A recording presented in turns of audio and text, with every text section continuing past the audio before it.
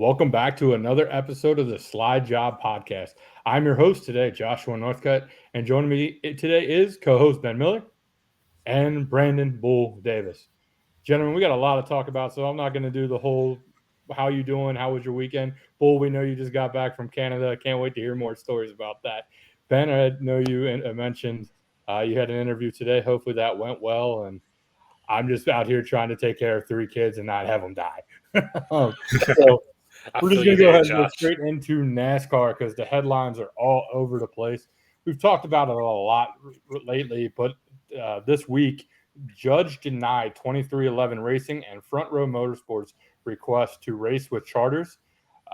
Jenna Fryer of the AP wrote, a federal judge on Thursday rejected a request from 2311 Racing and Front Row Motorsports to continue racing with charters while they battle NASCAR in court, meaning their 6 cars will race as open entries this weekend at Dover, next weekend at Indianapolis, and perhaps longer than in a move the teams say would put them at risk of going out of business.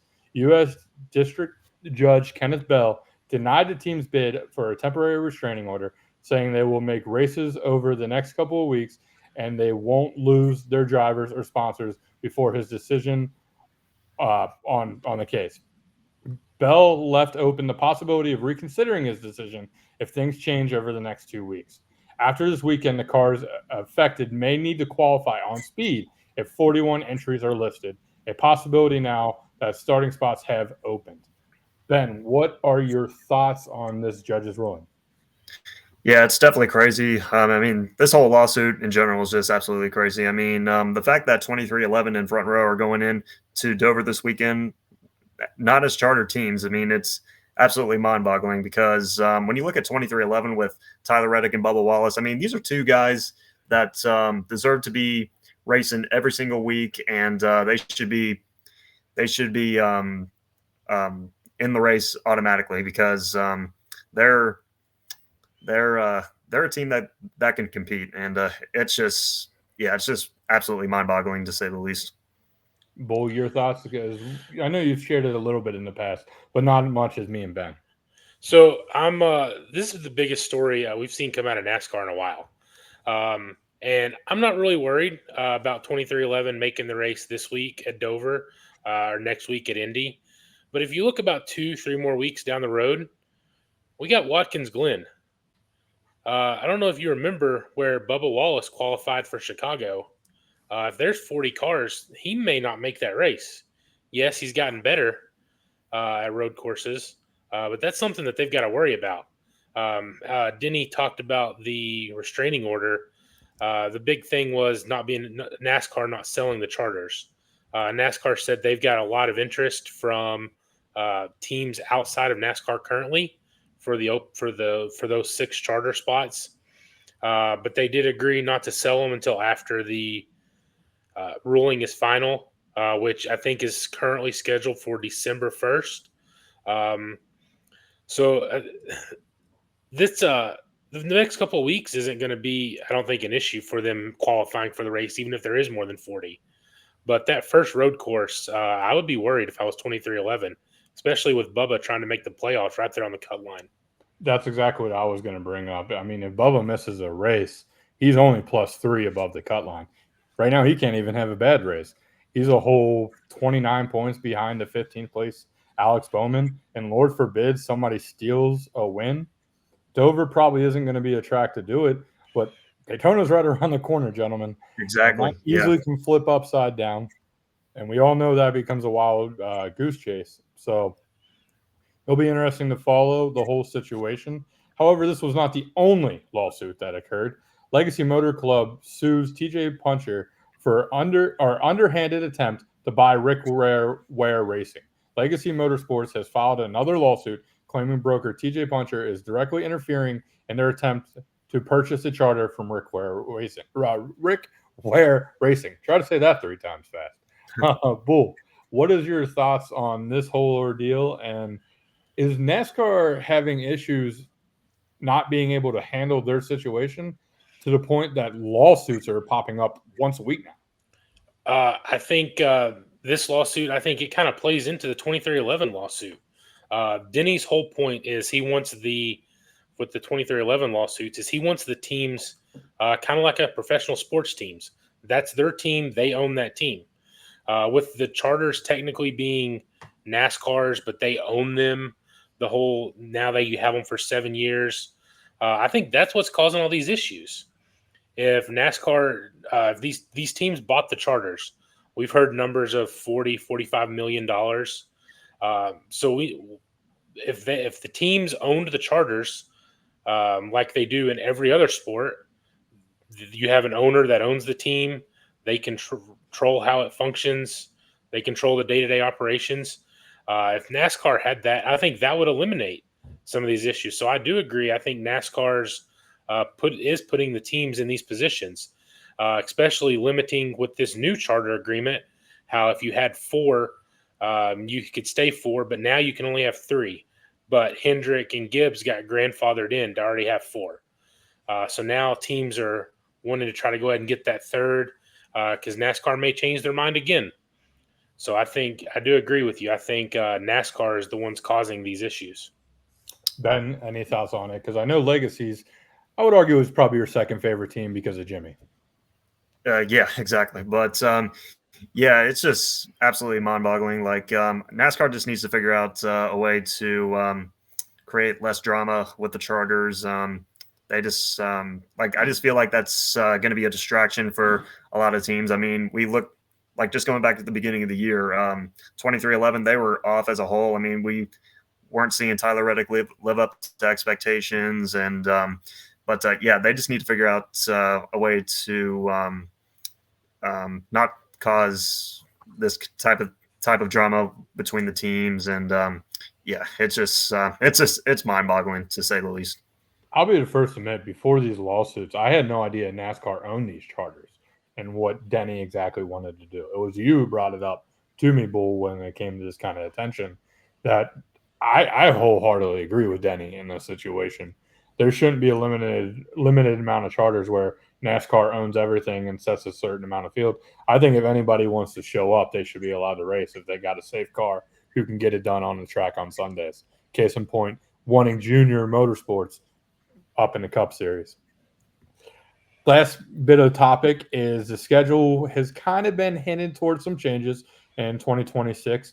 Mexico City and Chicago Street Race are off as of now. NASCAR and Mexico City have both announced that they would certainly like to go back there. However, it doesn't look like 2026 will happen. We've talked about it many times. Well, we're not going to beat the dead horse. Chicago Street Race wasn't wanted by the people of Chicago, so they won't be going back. But that opens up 2 possibilities on the schedule. And to excite Bull, the rumor is potentially Chicagoland coming back. Denny's a little iffy on it. I know that's Bennett, a Bulls boy, so I want to hear about that on his take there. And then also, it sounds like within the next week or 2, San Diego will be announced as a street race, which I'm interested to see how they do some layouts. I've seen some stuff on Twitter. Looks pretty cool. There's one that they're basically racing right next to the beach of San Diego, so that'd be an awesome backdrop that they could have in a situation. There better be palm trees some way, somehow. If you're in California, it needs to look beautiful. But I'll go ahead and start with you, Bull, since I mentioned Denny being a little bit iffy on Chicagoland coming back. What's your thoughts on the 2 tracks being taken off and the possibility of San Diego and Chicagoland coming on the schedule? So I am all for both of those tracks coming off. I love the San Diego coming. San Diego is a beautiful city, so I'm really happy about that. I think that would be a cool venture for NASCAR, and then to get back in that Southern California market. That's a huge market. NASCAR can take advantage of that. That would be good for the sport. However, Chicagoland, I got a lot of critics a couple weeks ago for saying I would hope that it would replace Pocono. And I did. But after, I don't know if you saw the pictures Carson Hocevar tweeted out a couple weeks ago. He went on a venture through the track. That place is nowhere near race capable right now.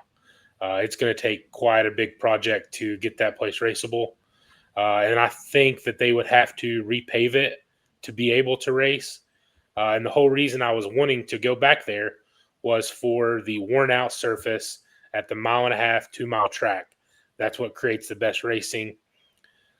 So I don't think we're going to end up going to Chicagoland, at least yet. I think ultimately what I think is going to happen is they're going to turn that into an Atlanta, and we're going to get another one of those tracks with a repave. But what I do think is going to happen is I think we're going to Canada. I think we're going to Montreal. We used to race there in the past. I think, and there was reports of this year after Michigan, it was supposed to be Montreal. And that was why the truck drivers had such a long drive from Michigan to Mexico City, is because that was supposed to be a Montreal date. So I think Montreal is going to be in the mix there for the international race. But I do think that I got a comment here from Brad Keselowski. He said, we went from 2 to 6 road course races, possibly 7 next year. NASCAR was successfully built as a primarily oval racing series. IMSA was built as the primary road course series in North America. IMSA will always do road course racing better than NASCAR, and that's okay. Yes, there's too many road courses in NASCAR. I personally agree. I think if we do go to 7, that is too many. I think 5 would be the perfect number. Kind of spread them out throughout the year. But I do think that if we go to 7, and it sounds like we would be replacing 2 with 2. So staying either at where we are or adding one more. I will say what I saw on Twitter, and it makes a lot of point. You have 36 races in NASCAR.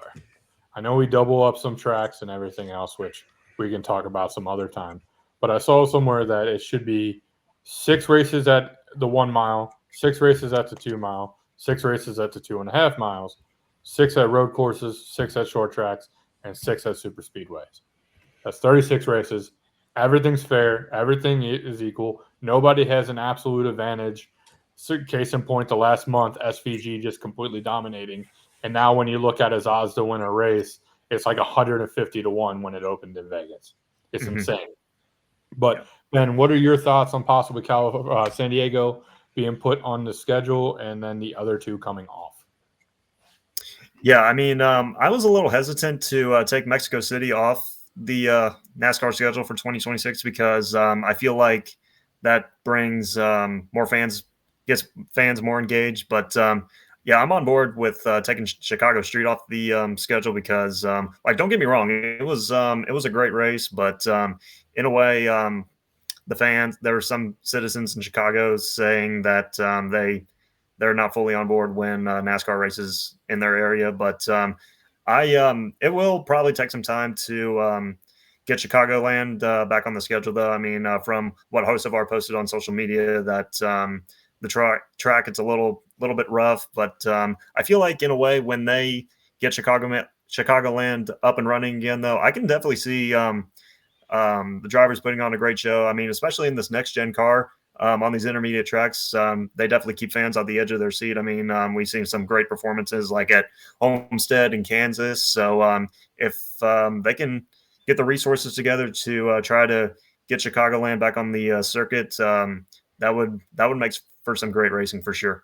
And as San Diego's concerned, I'm definitely on board with that, though. I mean, I feel like this is going to be a great way for fans to get more engaged. I mean, the market, especially in the San Diego market, though, that's going to be beneficial to get more viewership. And I feel like the weather will cooperate a little bit better compared to Chicago, though. I mean, we're going to have nice sunny weather. So I feel like if they do go there, when they go there in 2026, we're not going to have to worry about rain or anything like that. So, yeah, I'm definitely on board with having San Diego on the schedule. Well, congratulations, San Diego. Ben single-handedly has just ruined your drought by jinxing the hell out of that. If NASCAR comes to your town, you're going to have rain. And I bet you were about to say, Bull? I bet you were not wanting Mexico City to go away, considering your boy put an ass whooping on everybody there. All right, so we're going to move on to Fly to Flag. We originally had 3 questions. I'm going to limit it to 2 because we want to get to our power rankings as well.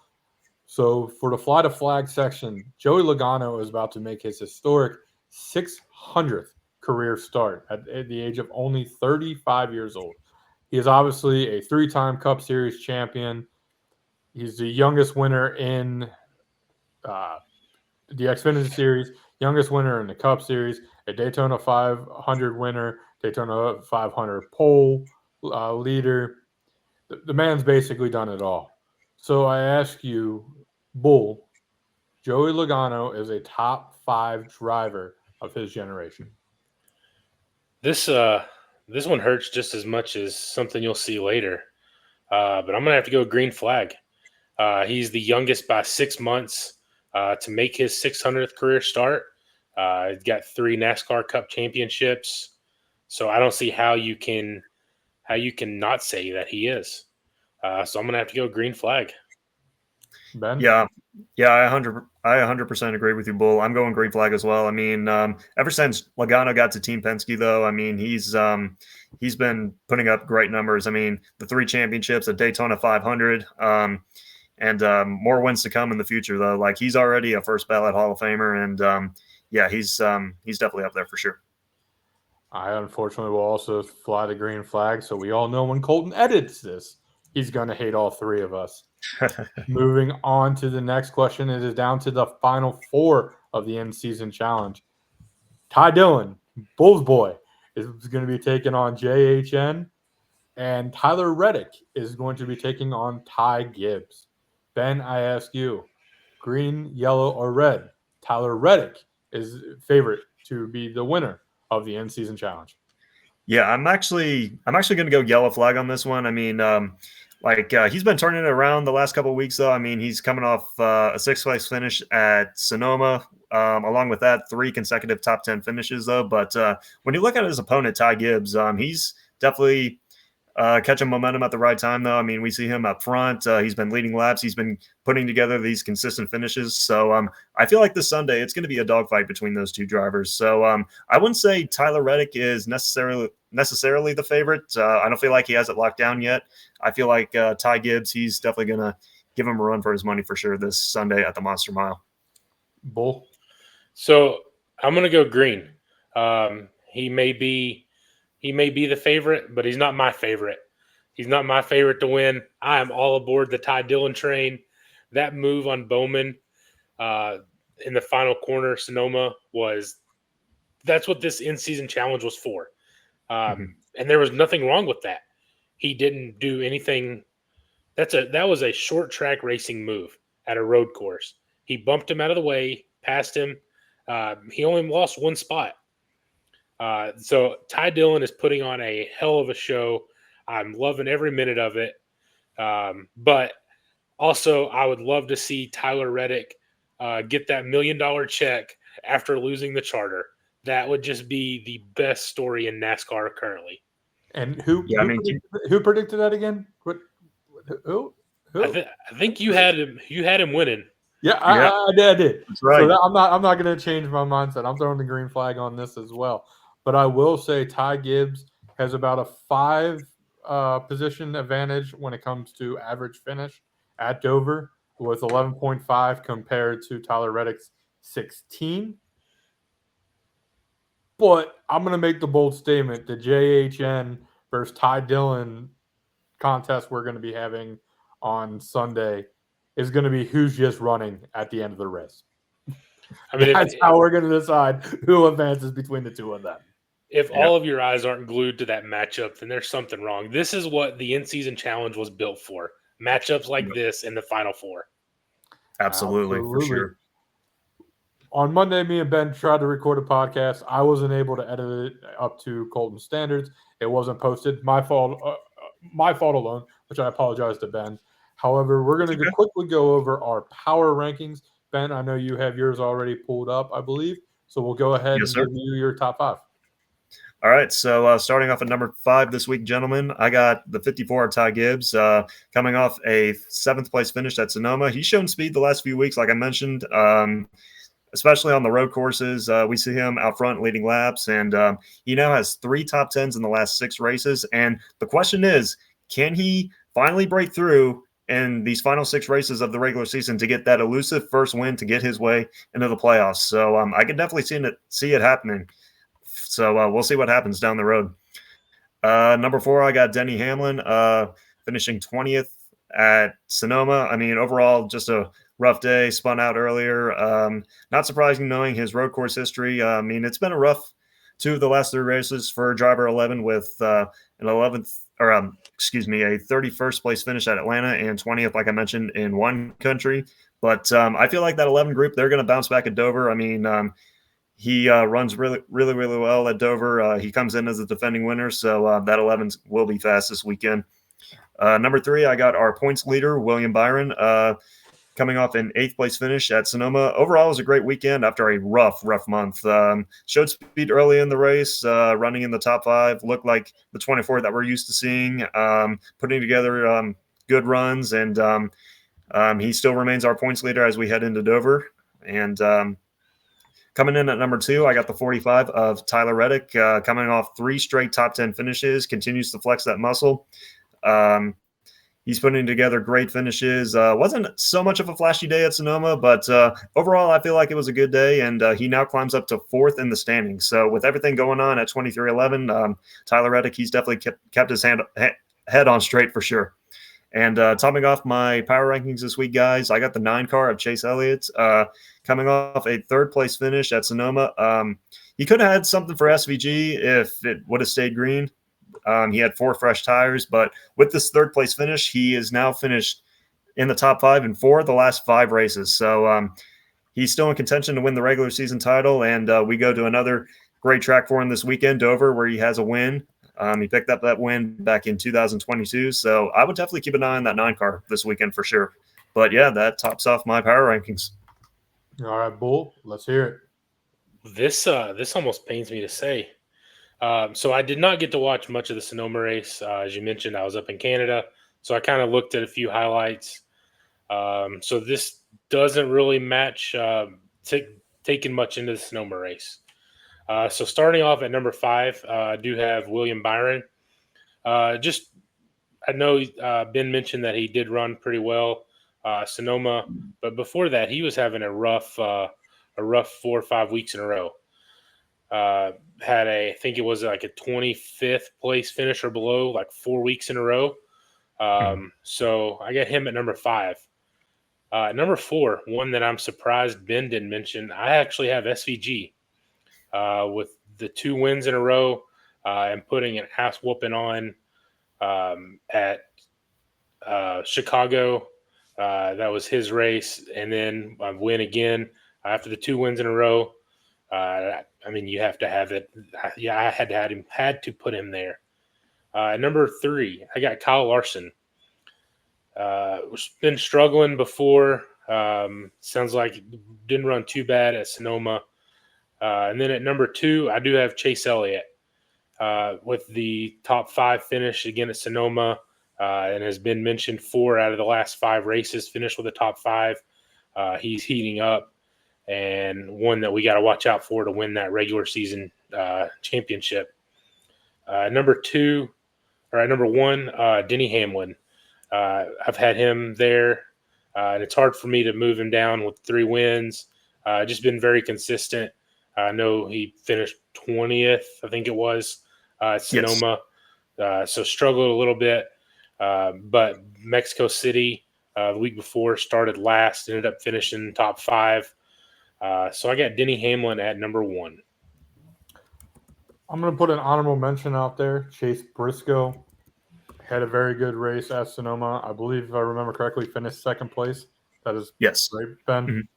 Mm-hmm. He's been turning things around. They've been figuring things out, kind of comparing his notes to what they were using for Truex, and it seems to be working. As the last 15 races, he is the 4th best driver on average finish. Obviously has that win and 6 top 5s. Now, going into my top 5, I know this isn't how Colton wants it done, but it's how I'm going to do it. I'm in charge of the show today, so you know what? So be it. Number 5, it's going to be Christopher Bell. He has 3 wins on the season. However, none of them have been over the last 15 races. The average finishes are still good. He's got 9 top 10s in the last 15, 2 DNFs, but 0 wins.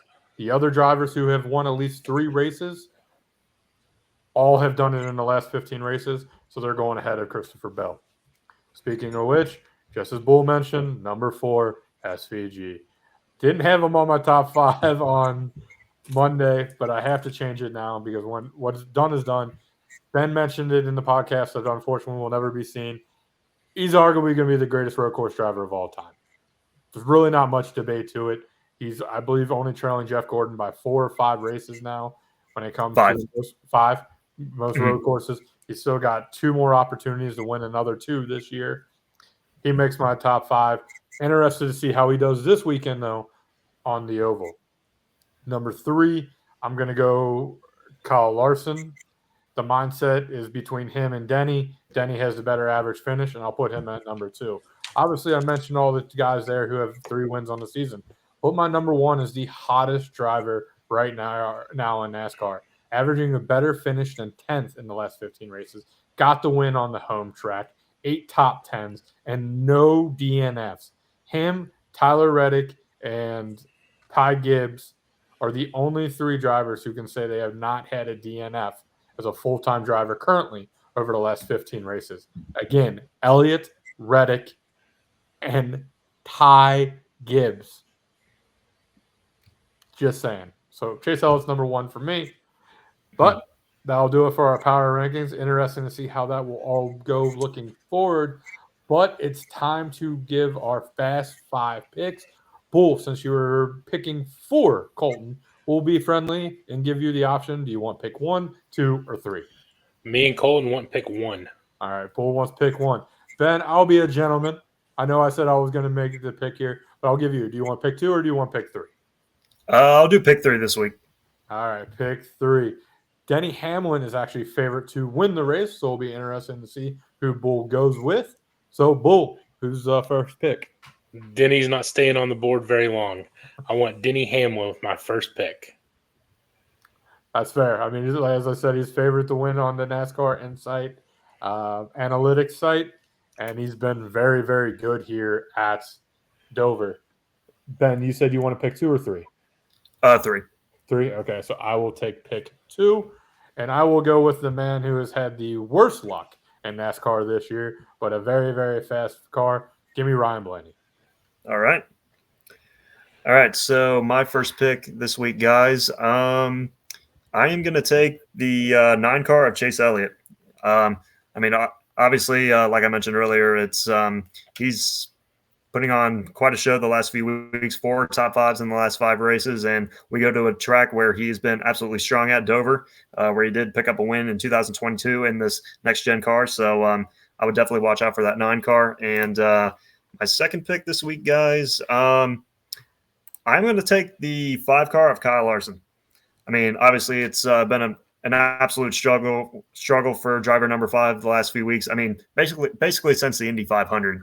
But I feel like Dover is going to be a good track for him to try to turn that bad luck around. And I can definitely see him running up front, leading some laps. And who knows, maybe he can potentially compete for the win. But he finished runner-up to Hamlin there last year, I believe. Sorry. But yeah, I would keep an eye on driver 5 for sure. For me, I'm going to take the best driver and driver averages at Dover since the next-gen car. Give me Ross Chastain. All right. So I got back-to-back, correct? Correct. For the first pick, I'm going to take William Byron. This has been a Hendrick track. Hendrick runs really well here. And I'm going to follow that up with the 48 of Alex Bowman. Okay. I was hoping I'd get to lose 1 Hendrick. That's great. All righty.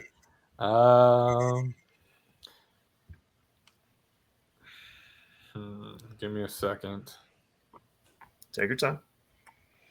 All right. It's been working for me all season long.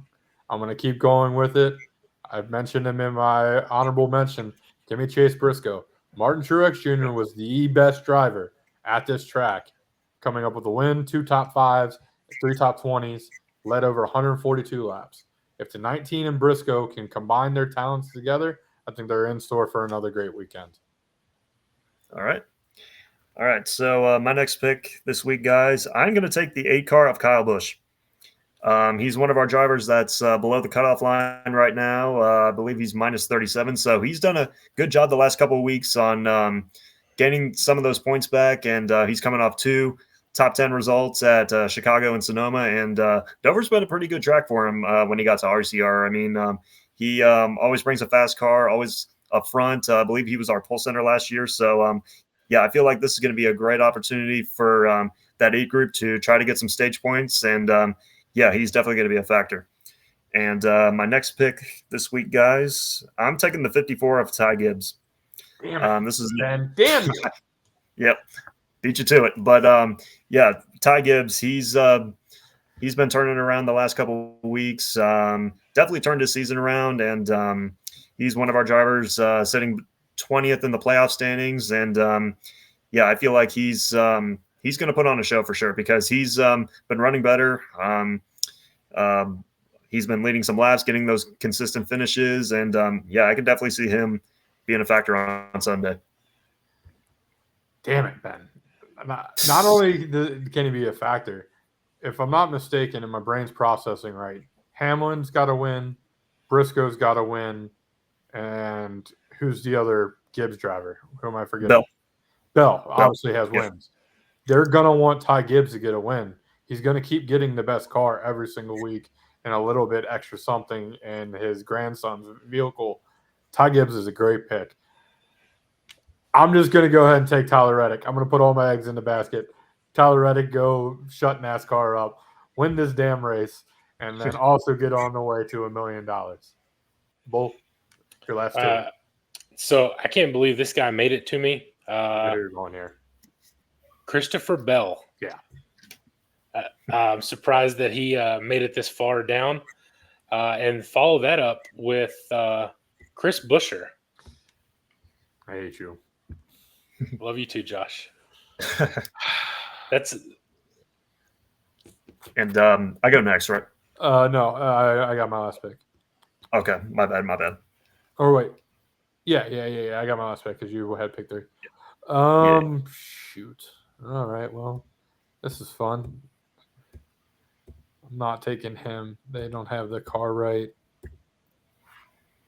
Oh, man. This is nasty. You know what? He's fighting for his playoff life. He's sitting in 16th place. Aren't wrong. Give me the guy sitting in 17th place. Man Crush Monday. Every day won't be complete. Give me Ryan Preece. I knew you were going to pick him. All right, so my 5th and final pick this week, guys. I'm just going to scroll through this list here real quick. You know what? This guy has been in a slump since his win in Las Vegas. He's not really been much of a factor, though. But I'm going to take the 21 of Josh Berry this week. I just feel like Dover's been a really good track for him. When you go back to the Xfinity Series, he was always up front running consistently up in the front. And I believe he got a top 10 there last year with Stuart Haas. And yeah, he's definitely a driver that can run in the top 10 at Dover. And I can definitely see that 21 car try to turn some of their bad luck around. So I'm not going to sleep on Josh Berry. Yeah, my debate was Berry and Preece, and I just was like, I got to do it for the brand.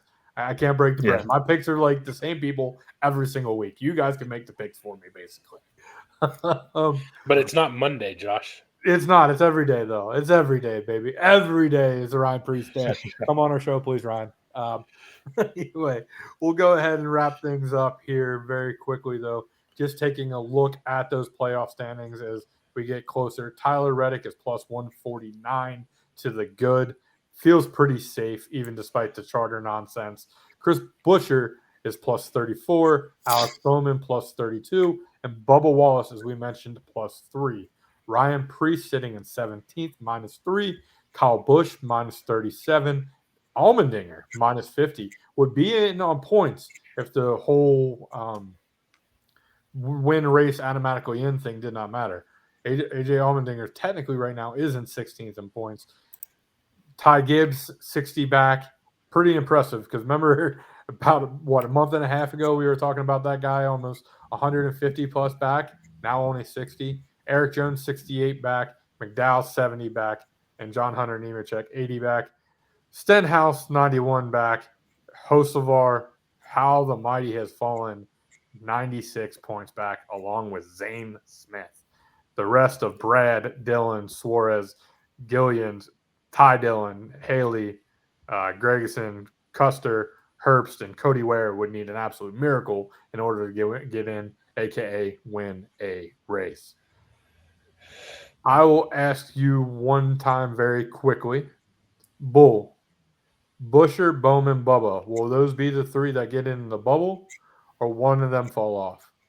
One of those is falling off. And the guy I think is going to knock him off is your man crush, Ryan Preece. We head to New Hampshire here in a couple weeks.